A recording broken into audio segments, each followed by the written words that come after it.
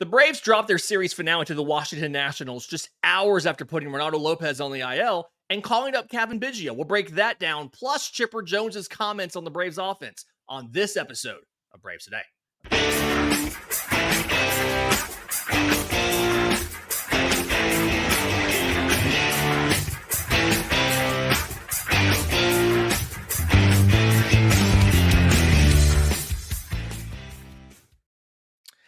Yes, welcome on into this episode of Braves Today for Thursday, September 12th. I'm your host, Lindsay Crosby. You can follow me on Twitter at Crosby Baseball. He's Christian Rauh. You can follow him on Twitter at Christian S. Rauh, R-A-U-H. You can find all of our written work at bravestoday.com, the Braves Today Substack.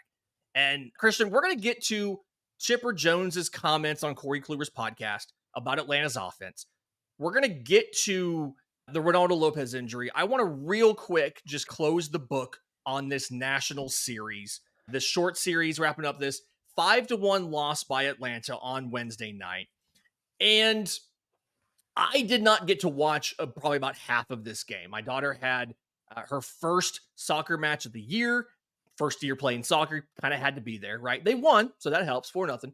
But from what I saw, what I did see in the highlights that I watched, the offense kind of looked like they were doing a lot of the same stuff that we saw against Cincinnati and a lot of the poor performances. And then Max Fried didn't look quite like the Max Fried that we expect. Yeah, that's basically in a nutshell. You should actually probably thank your daughter for having a soccer game on the schedule because you got to miss another frustrating game of the Atlanta Braves. I mentioned this on the show yesterday. Are you excited about the offense? It seemed like we get one peak and a whole bunch of other valleys. So it looks like we're starting another valley here, Lindsay. Hopefully it doesn't last into the weekend. But after putting up 12 runs, 15 hits on Tuesday's series opener against the Nationals, it was just non-existent offense once again. Jake Irvin had the better of these Braves, and we saw it coming because he's had such a good record against the Braves this season. He retired the first 10 batters to begin the game until Jorge Soler found his way on base with a walk, which is an underrated stat by Soler, I should mention. And then we didn't get a single hit until the third time through the order, until Michael Harris came up in the top of the sixth inning. Jake Irvin was throwing a no-hitter through the first 2 times through the order against the Atlanta Braves, a team that should be in playoff contention right now, but instead is 1 game behind the New York Mets. Yes, a very frustrating game. I'm not sure you can tell it in my tone, Lindsay, but yes, I have a little bit of, I did not sleep well last night because I was digging into some data, and a lot of it had to do with what is going on with this team. Yeah, it's just, you've had so many guys get hurt. And obviously, we're going to touch on this on the offense when we get to this Chipper Jones stuff. Just hold on for that. But you've had so many injuries, and it feels like the guys who are remaining in the lineup, whoever they are, try to do a little bit too much. Everybody thinks, okay, it's not like last year where we have this continuity. We have these same guys in the lineup every single day. And my job is just to go out there and have the best at bat that I can so that we can string together a bunch of hits, score a bunch of runs. Everybody goes out there and feels, hey, this team is hurting. We can't produce. I've got to get the run in. I've got to get the home run. I've got to put the ball over the fence so that we can score a run. And it's just not happening. And I do think a lot of that comes back to the injuries. And I think we just all say, okay, yeah, they've been hurt, they've been missing guys, but the impact of that, I think, is huge. Fun stat that I did yesterday. For fun, I like to track how many different lineups this team uses because they're always one of the lowest in baseball on different lineups used. Last year, excluding the pitcher, Atlanta used 41 different lineups. And the most common versions of that lineup, it was just the catcher was different. And they used I think it was the Sean Murphy lineup was 46 times. The Travis d'Arnaud lineup was 36 times. This year, you're already at 65 different lineups because of injury replacements. But the most commonly used lineups, 14 times and 9 times. And it just shows that even when you have a stretch, when guys are healthy, they're playing next to guys that they haven't played before. They're in different lineup positions. They're in different spots they're not used to. And it adds to the pressure of, hey, man, You have to go out and perform because nobody else is. Because a lot of the guys who are doing it are either slumping or they're not in the lineup at all. Yeah.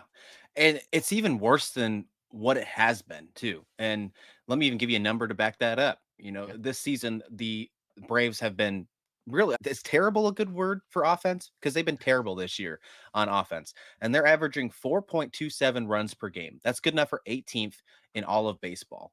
If you take out that 12-0 victory just the other day, because right now that looks quite like an outlier. If you take that away, in the month of September, they are only averaging 2.6 runs per game, almost 2 whole runs less per game offensively in the month of September. So at the point where you're supposed to step up your performance to get yourself into the postseason, to step up your offense, to make a last second run to get into the Mhm. wild card race, you're dropping the ball. Yeah. And last night, Max Fried allows the 4 runs. That is the first time that a Brave starter has allowed 4 earned runs since early Au- August, right? August 10th. August 10th. There August you go. 10th. Schwellenbach had 6 over the weekend, but only 3 were earned. The rest were unearned. And that was the outing that broke the streak of the record setting streak of 20 something games. And here's the frustrating thing about Fried's night last night. The 11 hits were a career high. It's only the third time in his career he's allowed 11 hits. In the third inning, I went back and watched these highlights here. In the third inning, the Nationals scored 2 runs, only 1 ball left the infield. Like it was just a lot of 3 of the 4 hits in that inning were under 83 miles an hour. And so that's another example, it feels like, of the luck not being on Atlanta's side. Because early in the year, we were talking about how many hard hit outs Atlanta had. They'd rock a ball at 105 and it'd be caught at the warning track. And then the flip side is you have things like this. And Max Fried admitted after the game, like it was frustrating, right? It's frustrating because they're trying to win games. He doesn't care how hard the ball's hit. You want to get an out. But it feels like it's insult to injury when it's not even hit that hard and not even out of the infield, and they're still getting hits and they're still getting runs. So Yeah, that's frustrating. one that really stuck out to me, and it was in the third inning as well. CJ Abrams had a really soft contact hit into the infield, and Cavan Biggio tried to make a really good play on it. And for what he could do, it was a pretty good play. The throw was just not in time to the first base, and CJ Abrams, he's got some speed. He made it, but the expected batting average of that hit was a 73-mile-an-hour hit, a single. The expected batting average was a 0.80 for him to get on base. And that started the beginning scoring for the Brave, or from, excuse me, for the Nationals. Right after Jacob Young was hit by a pitch, that's where the single happened. Jacob Young winds up coming in later on. So yeah, definitely Fried's night looks bad on paper, but he wasn't terrible. He had some he definitely wasn't his best night, but I don't think this is like where we need to look at and say, should we be concerned about Max Fried? I don't think that's where we need to be in this conversation. There were so many balls hit down left field line. Uh, The Nationals were just finding a way to hit him, but most of them were soft contact. He did have a lot of some hard contact. I will say that a lot of them Mhm. came down the left field line as well, but it wasn't. Yeah, I can't point my finger and say Max Fried's the reason why we lost this game. Can't see it. He did have some interesting stats when you look at his savant, though. He didn't throw the slider at all. He went only with sweepers, and that's a sweeper. He threw the sweeper 30 times, according to data. That's only a pitch he threw 67 times before last night's outing. So he already basically doubled that. So, really, another interesting reason. It looks like he's shifted his arsenal a little bit, which is another interesting, Lindsay, because he's been doing good so lately. It's like he's trying to get ahead of the curve. Yeah, it feels like the one struggle that Fried's had, the uncharacteristic struggle, is entering last night. Lefties hit 314 with an 827 OPS off of them. And that's obviously a lot better than lefties normally get off of Fried. And sweepers specifically are typically really good against same handedness hitters. And they have some of the biggest splits in baseball against opposite handed hitters. So it feels like the idea there was I want something that is going to look like a strike and then take itself out of the strike zone away against lefties. I haven't gone back and checked StatCast. I would be willing to bet that he threw 20 of them, I think you said. I'd be 30. willing to bet 30. Yeah. I'd be willing to bet 25 of them were used against lefties versus righties. But for an organization that puts so much work into getting their prospects to be better with sliders, it's interesting to me how some of the major league guys like Fried don't really use a slider that much. Just interesting kind of how that works. They prioritize it a lot in the minors, but not necessarily in the majors. Any final thoughts before we move on to Reynaldo Lopez on this? Unless you want to talk about it in the Lopez spot, but Daysbel Hernandez, I thought, made a good impact in his return back to the Braves bullpen. I know that he let up a run at the end. It was a unlucky bloop to the shallow right center, but other than that, I thought he looked great on the mound. 3 strikeouts. I think we're seeing the reason why many people wanted him to be called up in September. Now he's going to make a nice run, and I think he has a good chance, assuming the Braves can make the playoffs, for him to be on the playoff roster for the second straight season. Yeah, through 40 pitches, 1 2/3 innings. He hadn't pitched in like a week. So it made sense that they were willing to use him for multiple innings. And I imagine that if he wouldn't have given up that last hit, he would have stuck around instead of having Aaron Bummer come out to get one strikeout there to end it. But going to the Reynaldo Lopez injury, we talked about this. We broke it down on the show yesterday, assuming he was going to go on. I think this just illustrates like the thin line that Atlanta is having to operate. We talked about that incredible streak of Atlanta, about the starting pitching not allowing 3 or more earned runs or 3 runs period for the longest time, and how the Braves have not won even 80% of those games because the offense is so slim. And I think this is another illustration. Now that we know for a fact he's out there, he's not coming back. The earliest he can come back is the final week of the year, very end of September. And the team has not said what his role will be when he comes back, but I'll maintain I feel like if they make the postseason, his role is going to be as a reliever, simply because this will have been his second time hitting the IL. We talked about this yesterday. We don't really know what it's going to look like as far as rehab starts, the ability to do that. You did point out the teams in Miami the same time that Gwinnett's in Jacksonville. He could go do rehab start there and go back to the team. But it feels like he's going to be a reliever. Any final thoughts on Reynaldo Lopez going to the IL? No, I agree with you thinking that if he does come back, he'll be a reliever. I don't think we'll see him pitch at all again in the regular season, even though there's a chance for, I think, 2 or 3 games left on the schedule. I just don't think there's any reason to do that. So I think the only time we'll see Lopez back is if we see him in the postseason. Yeah, and again, that's as of right now, you are a game out, so you're not even guaranteed to make the postseason now, which is frustrating there. Cavan Biggio, flip side of this, plays last night. We turned 2 double plays with him in the game. I went back and watched all of his defensive opportunities. I don't think he was bad. I don't. Obviously, he goes 0 for 3 at the plate, 2 strikeouts. I'm sorry, no, right, 0 for 3, 1 strikeout. G. Urshela had 2 strikeouts. This is another situation of, hey, it's another guy who was DFA'd by another team. He's batting under 200 on the season when he was let go. 2 teams have now gotten moved on from him. He was traded from Toronto to LA before he came here. And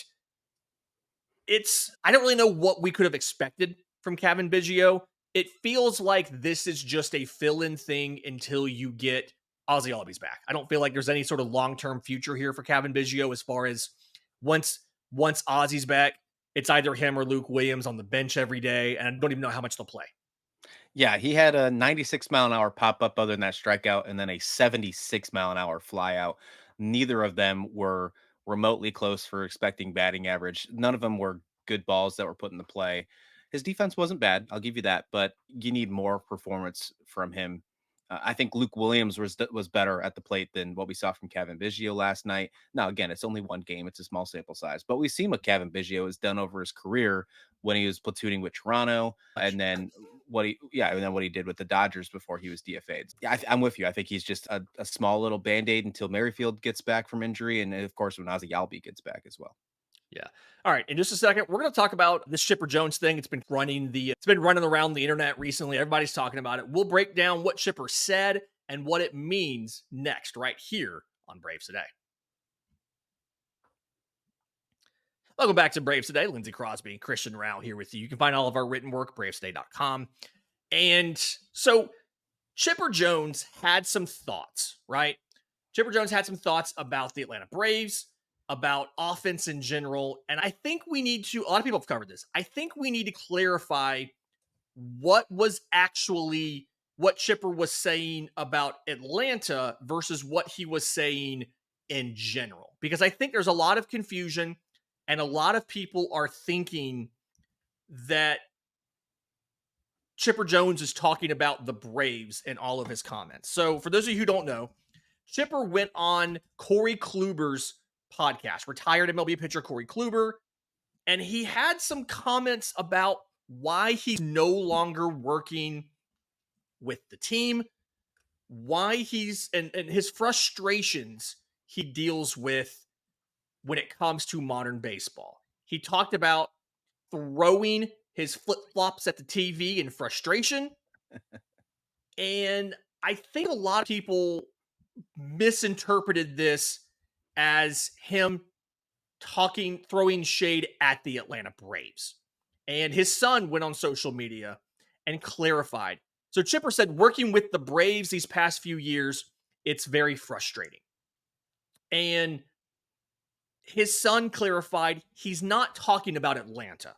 He's talking about MLB in general. And Chipper's point that he's making, and please go watch go listen to the podcast. It's well done. It's a good podcast. I don't know who the co-host is with Corey Kluber. I don't know who that is. It's a well done podcast. But Chipper's frustration is that too many guys now in baseball are willing to give up outs. They're not very good at situational hitting. They're not very good at moving the runner over. They're not very good at stringing together consecutive hits to bring guys in. And he said, like, a runner on third and less than 2 outs, it drives him nuts when a dude doesn't get, a fly ball to right and get that guy in. Whereas so Right. many guys now will swing for the fences trying to hit a home run. I've got thoughts on this.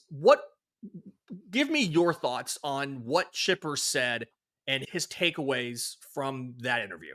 Yeah, I think ours are going to align quite closely, but I'm with him. I agree. I think that the league has taken a different approach, and I don't think it's for the better for baseball as a whole. It's the flip side of what pitching has done with high velocity and how they've treated pitchers with high velocity. For batters, they're pushing them to saying it's okay if you strike out if your slugging percentage is higher, as long as you can get those extra base hits. And they're not more worried about small ball or dead ball or however you want to refer it to. You're starting to see certain teams, some smaller clubs, go back to that small ball a little bit. We just saw the Oakland A's bunt 3 times the other night in a row Yeah. to get, Yeah. and that's great. I'm sure Chipper's flip flop stayed on that time. But you're right, though. You're seeing these guys where you obviously have runners in scoring position. 10 years ago, this would be an easy, sure thing. Let's get a sacrifice fly. Let's get one of the runners in because one run is very important. And how many times have we discussed not just the Braves, but any baseball game? When you look at the standings now, if you go to MLB standings and you go to the advanced tab, there is a spot now next to the road record, the home record. There's a spot for record in 1-run games. Why do you think that's important, Lindsay? So why do you think that we shouldn't go back to the point where you are focusing on getting runners in scoring position, getting runs on the board, because I'm pretty sure that's the way you win ball games. Don't quote me on that one. See, I have a little bit more of a nuanced take, I think, and some of it comes from me digging into and really being a fan of the advanced analytics and data and things Sure. like Yeah. that. I think that Chipper is right when it comes to situational hitting. And there's been times just even this week when I have yelled at the TV because Sean Murphy is swinging at crap, or Orlando Yeah. Arcia goes up with the runner on third base and swings at 3 pitches out of the strike zone and strikes out, and the inning's over. So I agree that situationally, I don't feel like this team specifically and the league as a whole in general is good enough at settling for putting the ball in play and making and requiring the defense to make a play. Right. I agree with Chipper there. I do think that, like a lot of former players, it's possible that he maybe doesn't fully realize how much harder it is to hit in the modern game than it was when he was playing. And the fact that there's so many teams who obviously have massive analytics departments and they tons of data, and how they've all independently concluded the best way to score runs is to hit homers.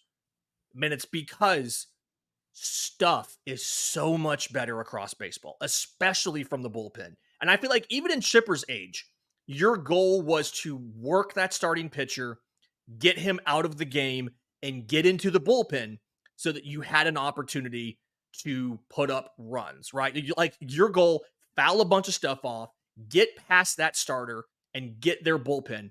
Whereas now, there's times when you don't want to face the bullpen because every dude in that bullpen's throwing 98 miles an hour with sliders that break 2 feet, stupid looking curveballs, and it's almost easier to hit off of a starter if you can get him in that second and third time through the order.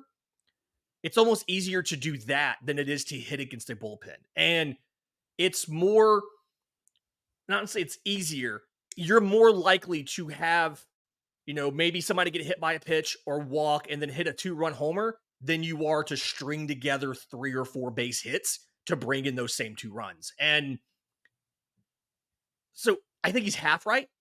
I think Chipper's right in that you're a lot of these teams, and I think the Braves this year are one of them, are not really good at situationally making sure, hey, we got a runner on third and 1 out.